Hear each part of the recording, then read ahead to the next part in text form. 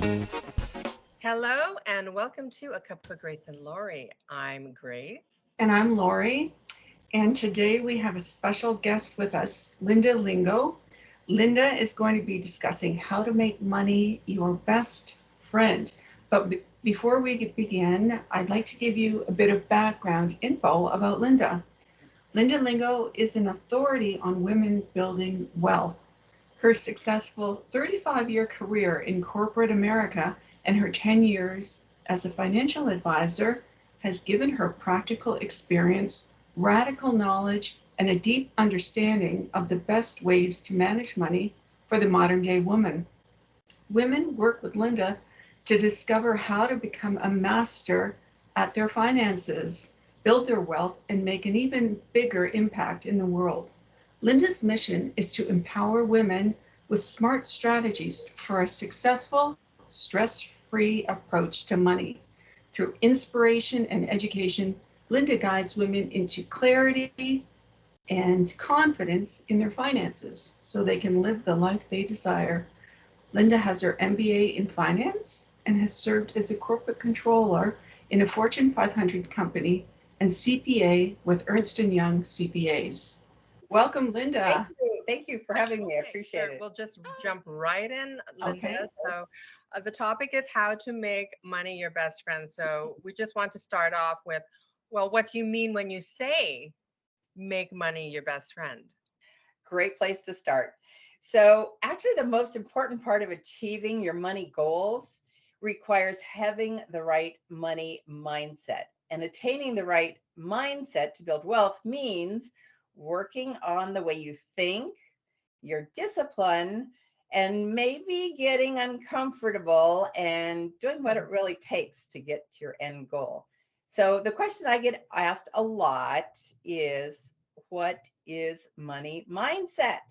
Mm-hmm. Because this isn't something that a lot of people talk about, but it is crucial. And so, Yeah. money mindset defines how you think about money and influences how you save, how you spend, and how you manage your debt. It's your core beliefs about money and your attitude towards it. Mm-hmm. Um, and what a lot of people don't realize is that we are actually brought up as early as age 5. We develop our money beliefs.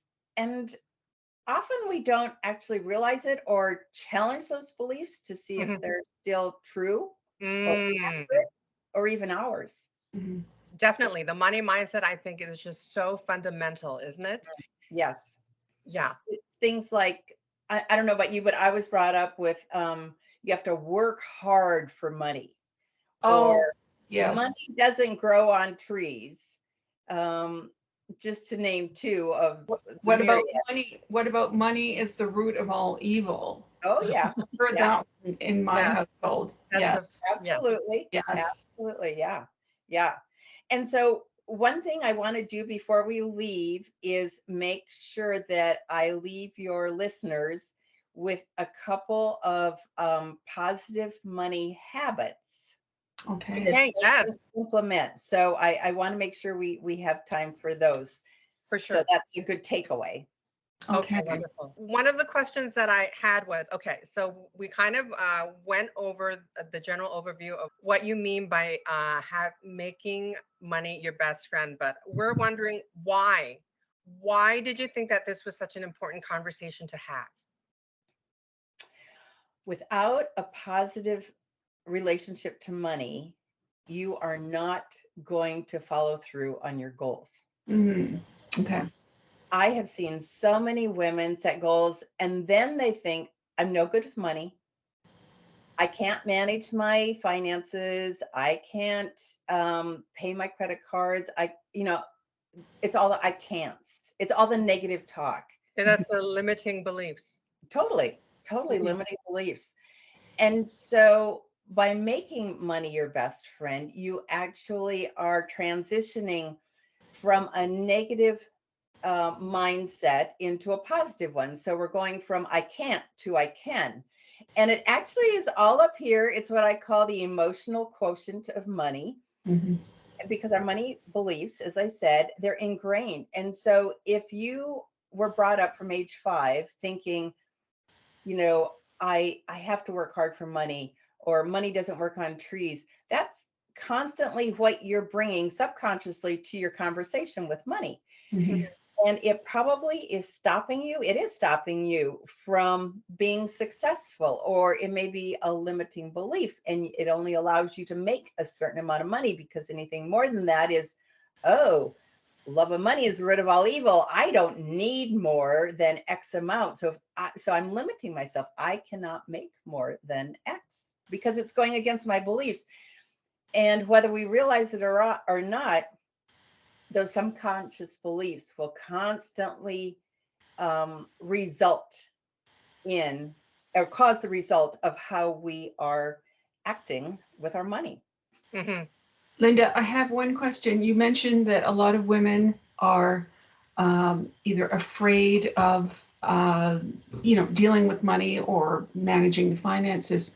There are a lot of women are in traditional marriages where the husband looks after the finances, and the wife never even learns how to do it. I can think of a few examples in my family, and God forbid that they get divorced or the husband dies, because the woman is left with no knowledge of how to manage finances. So what do you say to that situation? It's kind of a sticky situation, right? Where you have this relationship that's been, going on for 10 or 20 years in this fashion. How does the woman start, saying, look, I want to start managing the finances when the spouse has been doing it? And maybe it's not, I want to manage the finances, but I'd like to be included Sure. in the finances. Yeah. And so what I recommend when I am coaching couples or women in those situations is start out by, first of all, making it non-threatening, because if your spouse is always taking care of them, he may be, very prideful of, how he's doing it. Mhm. And so introduce it as, I'd like to learn more. Can we do this together? And make it a money date. So make it fun. And I say, enter into that with no judgment. Okay. So it's not, I'm not judging you. I would just like to be included. I would like to have a little bit more knowledge about our income, our expenses. And honestly, it's to the woman's benefit, because statistically she will outlive her spouse. Mhm. And unfortunately, over 50% of marriages end in divorce. Right. So it's never too late, first of all, to start the conversation. Mhm. And secondly, I think it can be done as, I want our marriage to be stronger. And one area that I would really like to develop that strength in is our finances. Mhm. And can we just do this together? Can you just, show me, some of the basics? Just start out with the basics, and we'll go from there. I'm just curious. Actually, sometimes two perspectives are better than one. Actually, usually all the time, right? So when the wife starts learning about finances, perhaps having the dual perspectives will even improve the management of their money. Oh, absolutely. Because then she might, have an aha moment of, I didn't realize we were eating out this much or spending this much on Right. eating out, or, Right. during COVID, it was DoorDash. Oh my goodness, the amount I saw spent on DoorDash was crazy. But, or subscriptions or whatever it is. And, Mhm. and it's not that will give her more, it may give her more insight as to, where the money is going and where it's coming from. Maybe she really doesn't even know how much what their income is. I mean, I've worked with them who really didn't have a clue. Absolutely. When you're not managing it, you don't really, you think, oh no, he'll look after it. So then you don't have any accountability, right? Perfect. Yes, exactly. Exactly. Yeah. Now it's interesting what you said about the thinking that we've been taught. Oh, you need to work hard in order to earn money. And I agree that I think this results in us thinking that money comes to us as a direct result of how much effort we put in. Yes. And I suppose this type of thinking can create the fear that if we don't work hard enough, there won't be enough money for our needs. Yeah. I'll be honest, I've been brought up that way too. So, Me too. and I'm trying to disconnect those two and say, wait a minute, my value is if I don't need to sweat it out and work, 12 hours a day in order to earn money or what I think I'm worth. Right.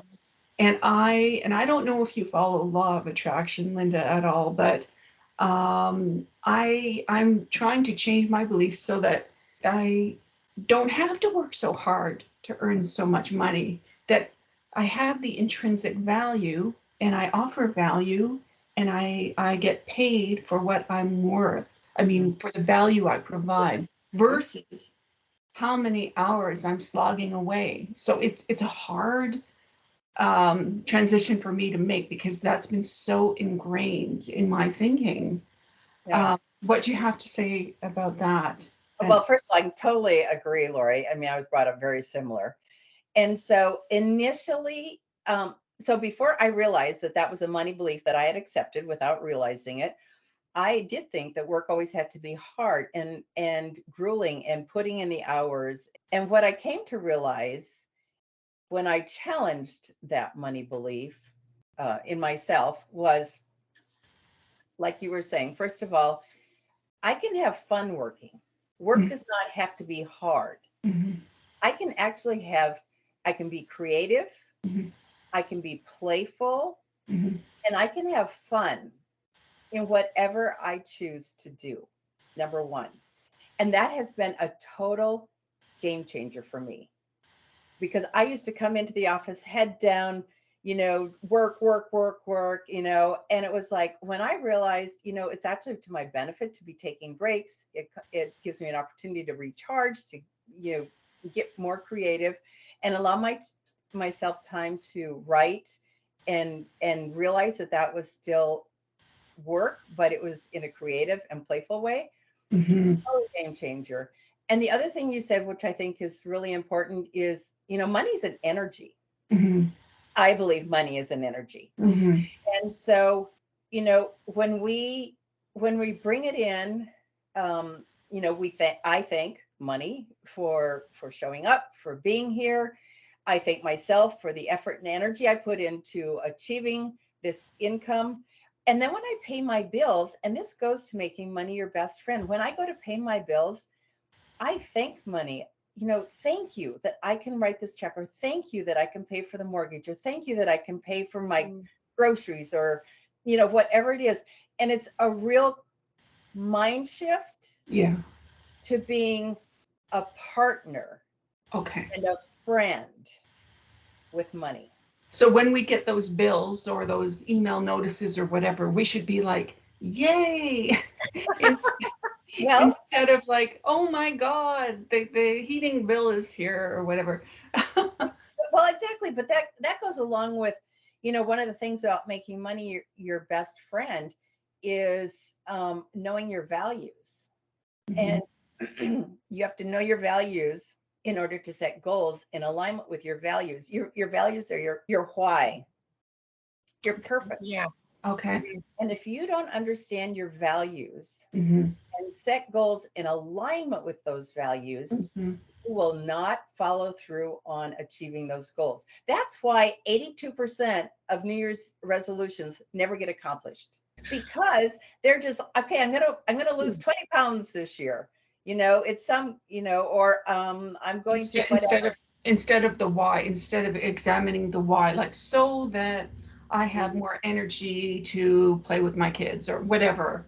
Exactly. Yeah. I had a client who she was having a really hard time setting aside money in what I call the her solutions savings account. And a vacation account. She wanted two savings accounts, and she was having a really hard time finding the money in her budget to set aside. And when when I had her go through the values exercise and she realized that family and security were two of her top values, and she could relate those savings accounts, vacation was a family event. Okay. And her solution savings account was a security. When we could relate those two savings accounts to her values, Mm-hmm. she was able to free up money in other categories within her budget and gladly transfer those funds on a monthly basis. And she did it automatic after that. And then she felt good because it was in alignment with her values. She could see how those savings accounts matched or were in alignment with her values. Right. So I get it. I get it. Linda, so you talk about values and a lot of things that you seem to focus on. There seems to be a cross section or an intersection between being a financial coach and also being a life coach. And you mentioned like emotional intelligence as well. Like you like to focus on having a solid foundation of understanding the emotional side of mhm, money. yeah. The emotional, like it is actually, yes, this energy, this relationship that we have with the energy of money. Yeah, it is in fact a relationship. And so there is so much emotions involved, right? It is so emotional. So, I mean, so you're getting into the psychology of money. Hmm. You have to Yeah. kind of understand human behavior and psychology. Yeah, definitely. There's actually, like I said, two sides to money. I call it the EQ and the IQ. Yeah. And so the EQ is the emotional quotient. And I am a firm believer, and that's where your money mindset, your money beliefs, and making money your best friend has to Yeah. start. Yes. The IQ is the budgeting, the spreadsheets, the Mm-hmm. investing, the stocks, bonds, mutual funds. Hmm. You know, as a financial advisor, that's what I did. And it wasn't until I was working with women, for a couple of years, that I realized they really wanted a better understanding of what was emotionally behind that.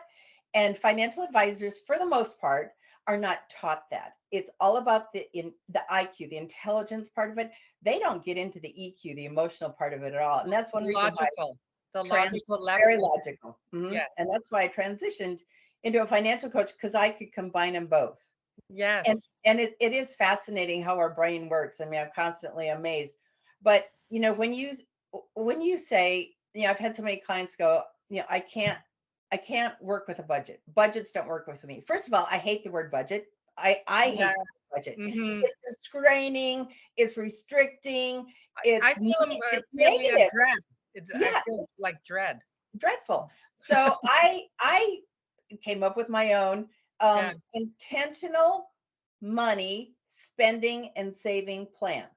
Okay. Doesn't that make Intentional. you feel like I have control? Yes. I get to do it my way. Right. Okay. I get to do it with intention. Oh, Mm. so these are my values. These are my goals. I get to decide how I spend my money. I am grateful that I have a roof over my house. I can say Mm. thank you when I pay my mortgage. I'm grateful that I have electricity on. I can say thank you when I pay that bill. I can decide how much I want to go out to eat, if that's serving me or not, or if I would prefer to make my own, or do a meal plan for the week and prep. And so like Marie Kondo says, it's with joy. So now we get to kick the joy into it. And I've had many clients who, they spend and they're like, I can't, I love spending. That's where I get it. And I said, if spending is giving you your high, you are not receiving your emotional the emotions that you need at home. And a lot of women going through divorce, this happens too. It happened to me. You're Hmm. not getting satisfied as far as that close communication or that close relationship. And so what do? You go spend. You go out or online, it doesn't matter. And it's the endorphins that kick in. The Mm-hmm. minute you buy something, endorphins kick in. And so what I tell them is pause. Think about this. Be intentional. What is this doing for you? How is this meeting your goals or your values? Is it something that, oh yeah, that'd be nice. or it's a high, or it's on sale, I got to get it now, FOMO, fear of missing out. It's actually a Mhm. Mm. And pause. And so if you're online, leave it in your shopping cart for 24 hours. You Okay. would be surprised how many purchases you don't need to make when you leave Mhm. it in your shopping cart. I mean, how many of us have bought something, Amazon shows up at the door, and you're going, oh, what did I buy? Just order. Yeah. I've done that. Yeah. I mean, how pathetic is that? Buyer's remorse. Buyer's Isn't remorse. isn't that also about, the wants versus the needs? Totally. Yeah. Totally. And that goes into, how to set your intentional money spending planning up. There's more than one way to do a budget, and not every, there's more than one way to do a budget. Let me put it that way. And Mhm. depending on your emotional quotient, a different method will work better for you. Mhm. I mean, Yes. because obviously there are times when we do need, say it's winter, we need a winter coat or something. So there shouldn't be any guilt when we need something and we go out and look for a winter coat because we need it. There shouldn't be any guilt associated with that, right? But It's also only, with wants it's only too. when we're if we didn't need it and then we were shopping for a winter coat, then I suppose we would start to feel guilty. Yeah, but it also goes to where you're shopping. I mean, if your budget is $25, you probably shouldn't be at Nordstrom's. Right. If your budget is $25, I mean, I thrift. I love going to thrift shops. There's some amazing thrift shops. Yeah, they're You fun. know, so depending on your, the amount you have allocated for that expenditure, Okay. then be wise, intentional with how you're using those funds. Okay. Absolutely. And I Okay. say don't beat yourself up. Past mistakes are learning opportunities. Mm-hmm. Okay, Mm-hmm. I did that. Let's take a look at that. What worked, what didn't work. Okay, how can I transition? How can I make that better the next time? So I say, don't beat yourself up about what's happened. Use it as a learning opportunity and move forward. The other thing I want to say is it's really important to let go of those limiting money beliefs, and you can't let go until you know what they are. Okay. And it's doing some deep diving. I work with clients going through that, but that's really important. And then, once you've set up, say, your financial goals, you know what your values are, you've set up your goals, I encourage all of my clients to have an accountability partner. So whether Mm. that's your spouse, whether it's a girlfriend, whether it's working with me, people don't talk about two things: sex and money. I always say, I'll leave the sex to somebody else, but I'll take the money. And so I have a group coaching program that I offer, but whatever it is, have an accountability partner, because women like community, and Hmm. we are 66% more likely to follow through when we have an accountability partner. Mm. Interesting. So, yep. Okay. So, So and it can what be is, simple. I'm sorry? I just wanted to slip this one in because you touched Okay. on this a bit. Yeah. Many of us think we've made an error regarding our money management, such as, oh, in the past we bought an underperforming stock, or we sold real estate just before a boom, or we didn't save enough when we were younger, and this will forever haunt us. It's like we look at our life as a balance sheet, and from what you're saying, this type of thinking can create the fear that there will never be enough money because of our past financial mistakes. So I guess you're saying basically don't try and not look at our past like try and ignore them. It shouldn't. Don't let those past mistakes affect our current relationship with money. Is that correct? Yeah, like I said, learn from them, Right. and don't beat yourself up about it. You cannot undo the past, Right. but you have 100% control over your future. Right. Love that attitude. So yeah, so use it to move forward, to make positive choices going forward. And because as you do that, little steps, little habits Mm-hmm. will propel you into bigger successes and more progress. Mm-hmm. Money, your best friend, is all about that. It's little steps. You know, how do you eat an elephant? One step, one bite at a time. How do you make progress on following through on your intentional money spending and saving plan? One day at a time. And that's where a couple of habits that I wanted to share Sure. that women could start implementing right away. Mm-hmm. And these are really simple things, and it's just a couple things that I wrote down. But add checking your bank balance to your morning routine. Oh gosh. Yep.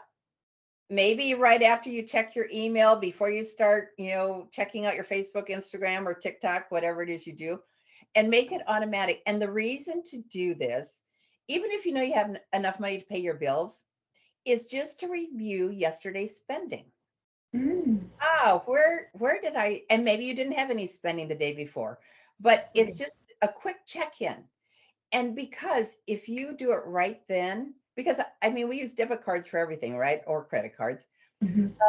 And checking your bank balance or your credit card balance, either one, is like, where did I spend that money yesterday? Was that intentional? Is that really, did that give me joy? That's the other thing I ask my clients. If you're making a big purchase, I'd say, well, it depends for everybody. Let's just say $100. Maybe that's not big for some people. It is for others. If you're making $100 purchase, stop and think at least a day or two. Is this going to give me joy? Will I appreciate this winter coat, a month from now, 6 months from now, a year from now? Is this something that I really want? And so, it's beyond the needs, it's the wants. And so joy is really important. But anyway, checking your bank balance every morning, because I don't know about you, but I mean, some stores just kind of seem to pop up frequently. So it's just checking, where's your money going, being intentional. And then it gives you those thoughts of, okay, I want to correct that. I want to change that. Or yeah, that was exactly what I wanted to spend my money. And then start every month with an intentional money spending saving plan or a budget. And like I said, there's more than one way to do it. A couple of the favorite budgeting techniques you're going to hear are what we call the 50-30-20 rule. 50% on needs, 30% on wants, 20% on you. And that includes retirement or saving your emergency fund or vacation, things like that. There's another one called the one number approach. I won't go into that right now, but there's more than one way to develop your budget. So, but start whatever it is, pick the one that works for you. Start every month and with that intentional money spending plan or budget. And then pay yourself first. Curb the splurge. Pay yourself first. Especially right now, we're going into tax season. So if you are doing your taxes and you should be paying yourself first. You should be putting into an IRA, a Roth IRA. It's too late to do your 401k for last year, but you can certainly be doing it for this year. Pay yourself first. If you don't have your savings account, if you don't have that, I don't like the word emergency savings account. I think that brings in negative energy. I like to call it a solutions fund. Okay. If you don't have 3 to 6 months in your solutions fund, you should be saving. So pay yourself first. Okay. Automate your savings and bills as much as possible. Because then when your income comes in, say the first of the month, and you have your bills automated, your mortgage, your electric, your gas, whatever bills are being paid automatically, that money is already out of your account. It's not available. And for some people that they need that. They need to know it's already gone, it's already designated, not available for any wants. And then track your progress on your goals. Whether you use something digital or a Post-it note. I mean, shoot, I got one right here. Whatever you decide to use, make sure you're tracking the progress on your goals, because these goals are important to you, and you want to be building a healthy relationship to money. So track it, whether it's saving for vacation in 6 months. See how much you're putting aside in that savings account. Maybe it's paying down your credit card debt. Take a look to see how far have you come. How is it progressing? So track your progress. And then Here's one that I really encourage, and that's keeping a journal. I'm huge on journaling, Mhm. but there's two things that I think are really important. And on your money mindset, I encourage my clients to at least journal weekly, if not daily, as to what their intention is. So maybe your intention is to get out of the money mindset of, I have to work hard.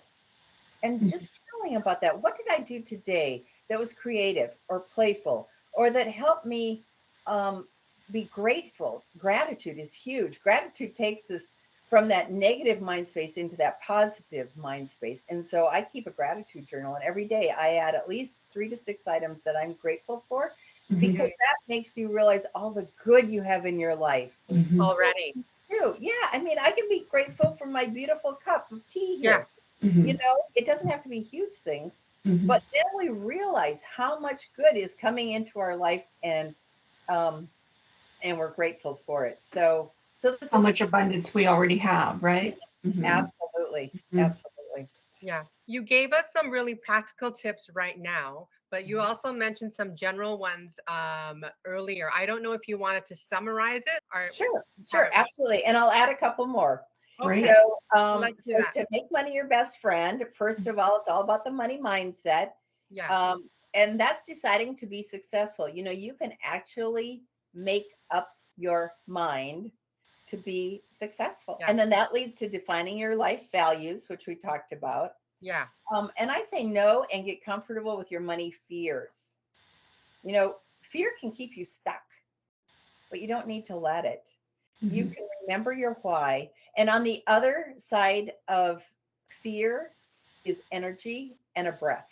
When you Mm, feel fearful, Mhm. when it's got you tensed up, constricted. take a breath. Mm-hmm. Take a breath. Just take a deep breath. Your shoulders relax. You can breathe, and then you can think about what's on the other side. So that is a big one. Knowing and being comfortable with your fears, expressing gratitude. Oh, Yeah. using affirmations. We didn't talk Okay. about this. Just real Mm-hmm. quick.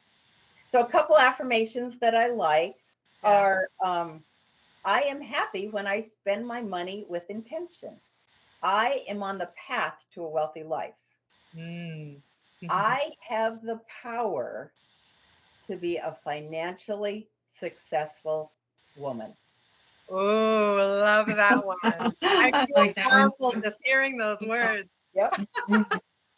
And then we talked about don't dwell on your past mistakes, Yes. let go of your limiting beliefs, and then get an accountability partner. So, Okay. 8 or 9 Yes. big tips there, but they all lead to making money your best friend. Love it. Great.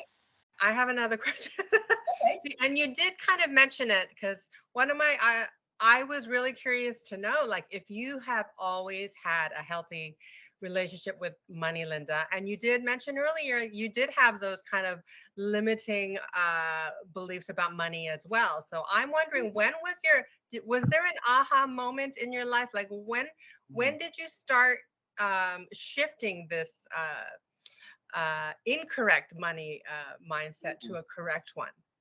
How long do we have? So, going through a divorce after being married for 40 years was a real wake up call. And I would say I have always had a very good IQ with money, Mm-hmm. but not the EQ. And the Okay. emotional quotient actually came after my divorce when I transitioned to Oh, a financial coach, and I yeah. started doing a lot of research Mhm. about women and money and limiting beliefs and what was holding them back and what came. Mm. So have I always had a wonderful relationship with money? No. Oh. Um, I would say in the last 10 years, I have learned to understand what my money beliefs are. Mm-hmm. I have gone through the process of questioning them as to, is that real? Is that a money belief I want to maintain? If it's not a money belief I want to retain, what do I want to replace it with? And what does Mm. that look like? And what does that sound like? And how do I want to retrain my brain Mhm. that I am in that positive space? Mhm. And so I'm being very honest. I mean, I was a Right. shopaholic going through my divorce. I spent thousands of dollars. And when I realized why I was doing it, I stopped. But it wasn't until I realized I was missing the emotional connection Mm, and the dopamine from shopping, what was getting me through. Mhm. yeah. Um, and so I have compassion and empathy Mhm. for women who are going through midlife crisis transitions, and a lot of them are divorce, widows, Mhm, empty nesters, or career changers. mhm. Mhm. Okay, so you've been through it like I've been yourself. through it. Totally. Empathy is the right word. And so yeah, like you already know what it's like. Oh So yeah, you've been in the shoes of your clients and potential yeah, clients. You know what they're going definitely. through emotionally. Oh, I didn't know it was just kind of recent for you too. Oh, Yes, I find it yes. interesting when you said, okay, you had to replace the money beliefs you had. So I suppose with journaling, you know, for example, we discussed, oh, we need to work hard to earn money. So maybe you would replace that with, I earn money when I'm doing something that brings me joy Yeah, or I am creative in my work. Work can be creative, playful, and um, still profitable. still profitable. Yeah. Absolutely. So Okay. the key, what I have found is, old money beliefs are really ruts in our brains. And the first step is to recognize it Mhm. and then to reframe it Mhm. and then to repeat the new reframe. yeah, Okay. So create new recognize neural pathways. exactly, Mhm. exactly. And then we're making new neural pathways. So Yeah. Great. Excellent. Okay. I'm going to try that. you got it, Lori. Okay, good. Are there any other key points that you wanted to share Uh, with us, Linda, before we start wrapping up? Buy the fucking latte. We get shamed. I'm not kidding. Women get shamed Oh, for their for what they buy. And I mean, I have done the math and not every day, but every now and then it's okay to treat mhm. yourself. Mhm. Mhm. Don't yes. guilt yourself to not having any fun or Right. joy in your Right. life. No, Right. what is the point What's of the that? point? Yeah. So buy the effing latte or your cocktail or your expensive toilet paper, or I don't care what it is for you, but you got to enjoy life. And so that's Yes. why I don't agree with all the financial. The rigid budget. Yes, The thank you. rigid budget. Okay. Yep. Okay. You have to make it yours. And that's why I enjoy working with women. There's more than one way to do it. Mhm. It Yes. doesn't, and the rigid, if you look at it, most of the rigid is coming from men. I'm sorry. I'm not a guy basher at all, Right. but I think we just have to, just because they're an expert doesn't mean they're the right expert for us. Mhm. It's Mhm. okay to Mhm. question Mhm. what is being trumpeted out there. Mhm. So I would say, enjoy life. It's okay to buy yourself a treat now and then. Mhm. And, you know, enjoy life and make money your best friend, because life Mhm, is short. We don't know when our mhm, final day will be. Mhm. mhm. And let's have a good time along the way. Mhm. Oh, love it. Great advice. Great advice. I do have a group coaching, if I can throw that out there. If anybody's Yes, absolutely. interested, lindalingo.com, you can contact me and we can have a conversation. But we talk about any and every money topic. We meet twice a month. It's a great conversation. Love to have you on board, or, we can have a conversation. You can learn more about it. Wonderful. Okay, yeah, because that ties into what I was going to ask you next. Where can people find you and find out more about what you do and the services you provide? So Yes, lindalingo.com. absolutely. And so I'm on Instagram as Money Mama Mentor. My daughter came up with that, and I love it. I'm on Facebook, Linda Lingo Financial Coach. Same on LinkedIn, Facebook, and I have a YouTube Yeah. channel. So, Linda, Yes. we want to just thank you once again for joining us. This was really exciting, and what an honor to have you as our very first guest. Thank you so much. Yes. Thank you for joining us. This Thank you was very delightful. much. Oh, thank you. Yes. So yes, thank you again for taking the time to share your insights with us, your expertise. And yeah, for our listeners and viewers, thank you so much for tuning in. We hope that you enjoyed and that you got some valuable tips today from Linda Lingo. So until next time, take care. Take care, everyone. Bye. Bye.